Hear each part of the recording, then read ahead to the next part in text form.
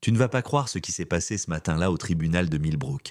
Un petit coin où tout le monde pense que les règles ne s'appliquent pas pareil pour certains. Alors voilà, on est mardi, il pleut un peu, et Lena Johnson, une jeune fille de 17 ans, entre dans la salle d'audience. Elle est calme, bien habillée, prête à défendre son honneur face à des accusations absurdes.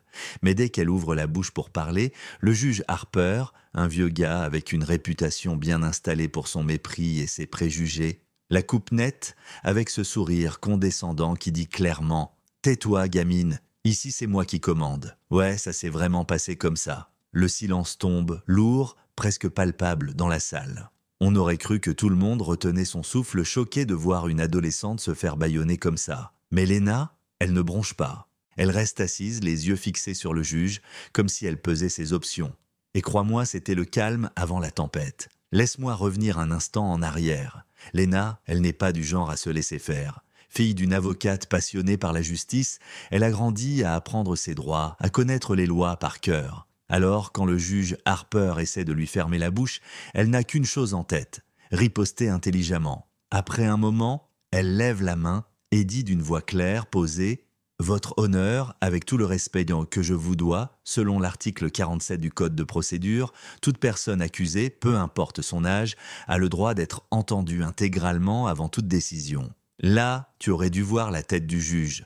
Un mélange de surprise et de panique, comme s'il venait de marcher sur un Lego dans le noir. Bien sûr, il essaie de balayer ça d'un revers de main.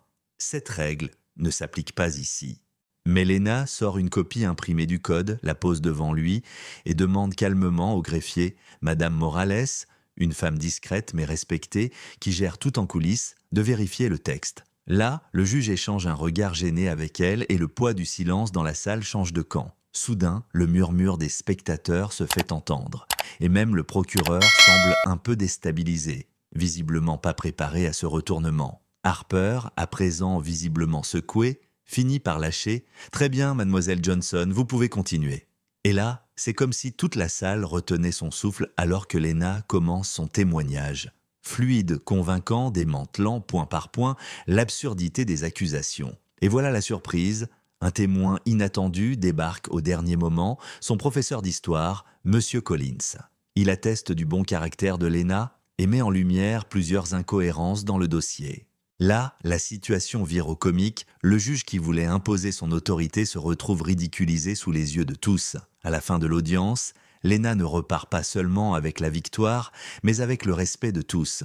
Le juge, lui, tente une excuse maladroite, plus pour sauver la face que par sincérité. Mais Lena, elle sort la tête haute, consciente d'avoir mis en lumière un système parfois sourd aux voix comme la sienne. Et puis, alors qu'elle quitte le tribunal, un journaliste lui demande « Vous pensez que le juge a retenu la leçon ?» Elle sourit, un brin ironique, et répond « Peut-être aujourd'hui, mais le vrai combat ne fait que commencer. » Tu vois, ce n'est pas juste une histoire de juge ou d'audience, c'est une lutte contre un système qui refuse encore d'entendre toutes les voix de la justice.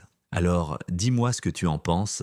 Lena avait-elle raison de s'opposer comme ça? Le juge mérite-t-il cette leçon d'humilité? Ou est-ce juste un vieux bonhomme dépassé? Laisse ta réponse en commentaire, partage ton avis sur ce qu'est la justice aujourd'hui. Et si tu crois que chacun mérite d'être entendu, n'hésite pas à partager cette histoire. Parfois, une voix suffit pour faire trembler tout un système.